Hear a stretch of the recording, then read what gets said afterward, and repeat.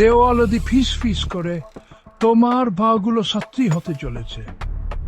তুমি একটা অন্ধকার ঘরে, দেওয়ালে ছায়া নাচানাচি করতেছে, আর হঠাৎ দেখো রক্তে লাল অক্ষরে লেখা, কোনো পালানোর উপায় নাই। প্রতিটা অক্ষরিয়ন ভয় জুড়ায়।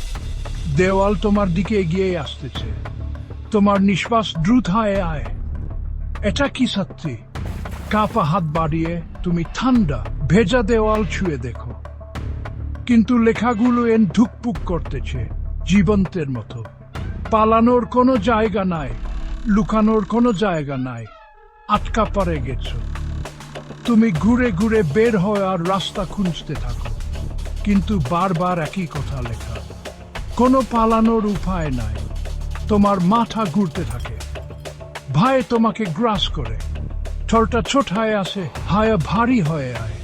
হঠাৎ তুমি শুনতে পাও একটা ফিসফিস, বাইরে থেকে না, ভেতর থেকে। আমাদের সাথে থাকো, সে বলে চিরকাল।